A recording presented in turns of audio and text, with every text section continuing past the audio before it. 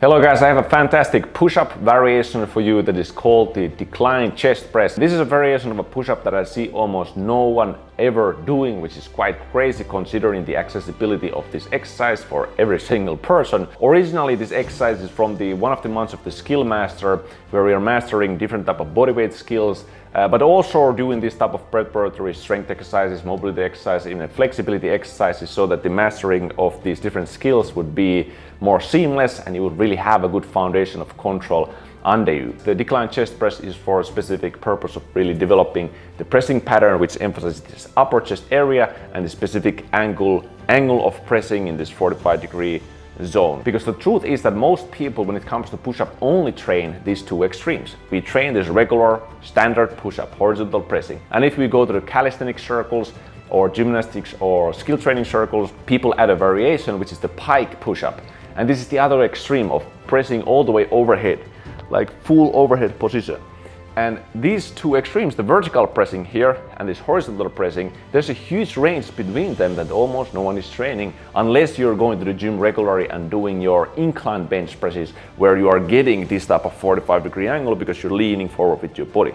But when it comes to the bodyweight training, in order to get a similar angle, we need to have a decline position. And some people do this by elevating their legs, but for most people this is quite a difficult actually push-up variation. There's a lot more weight on top of the arms. You also need to have a very good core stability. And this exercise that we're going to be doing utilizes just the body angle to get this correct position. And of course there's more details about the scapular position that you also need to get right to make this exercise really effective. So I highly recommend to watch this video to the end to really get the full idea of this exercise. This specific exercise will, of course, it will develop the upper chest area, but you also develop the strength in this particular pressing angle that also transfers to exercises such as the handstand push-up, if that is something you want to try later on.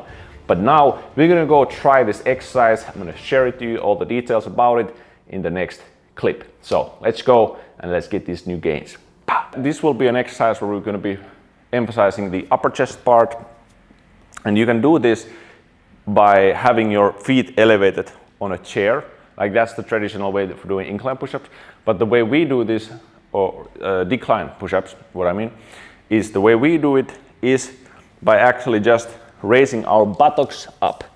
So I'm going to have my buttocks up here, and from this position I'm going to be doing push-ups.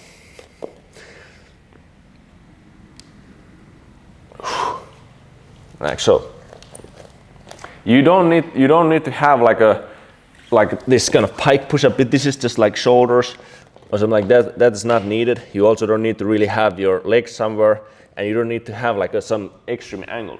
It's more or less to get it's just the difference is not doing horizontal, but having somewhere between 45. It's the same as if I would be performing incline. I always mix up the word incline, decline, but the bench press. I think it's incline bench press, like this way, right?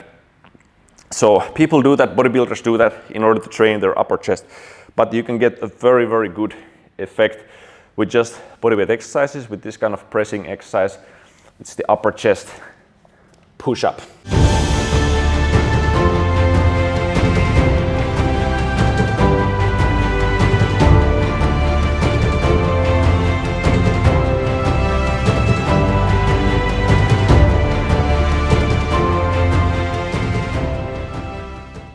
Thing here is that I want to keep, in order to really stretch out this chest, stretch it out and get this kind of work going on there, I want to be able to have my shoulder blades back. Okay?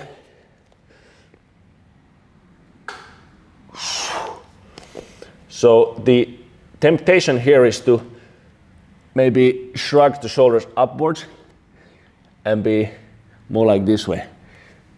And again, I don't feel nearly anything in my chest when I'm doing it like this way, if I'm pressing like this way. So it's very important to have that feeling of pushing the chest, like even just standing, having that ability to like expand a bit the chest upwards, push it up, and even just doing this motion almost automatically moves the shoulder blades a little bit back. And in this position, it's a little bit more trickier, but still compared to this, you just need to try to push the chest. And at the same time, press the shoulders more down. You need to try to go to this position and even feel, even just from this, in the starting from here, I can already feel the chest. If you don't feel it, then you need to change something in your posture. But the beginning is get your buttocks a little bit higher, and then you don't need to have too wide hands, but a little bit wider than shoulder width.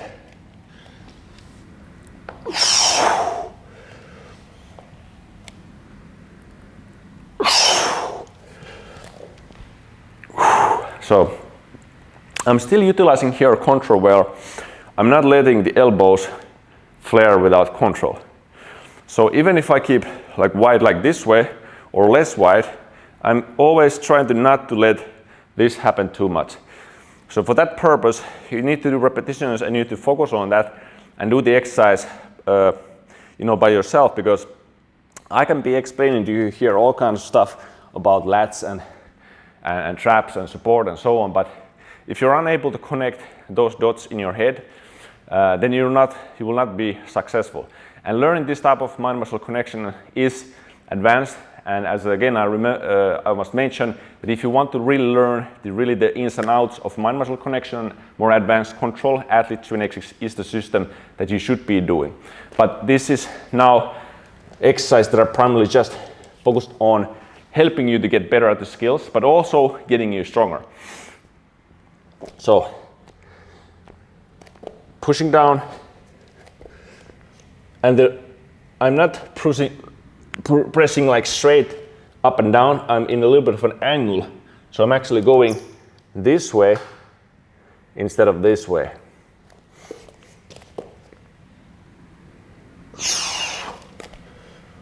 This is very important because I'm utilizing this very same pattern, same muscular activity, same stabilization when I'm doing like handstand push-up from this position. At this point you should feel very hard your lats. You should feel very hard, like under here. My latissimus is all contracted. The serratus is all active. It's like loading under tension and then pushing myself up. These muscles are something you can develop such a big strength, supportive capacity, and that is something you want to try to feel with every exercise. It's not just the chest or the shoulders, but the muscles that actually make it possible for you to feel the chest. Without having the lats contracted and the serratus working, you're going to have a very hard time working your upper chest. This is what I experienced also in the past. I couldn't really train my chest because I was unable to stabilize the shoulder. So master this exercise. First slowly, again, starting from 5 repetitions, 10 repetitions, but even up to 20 repetitions according to your own strength.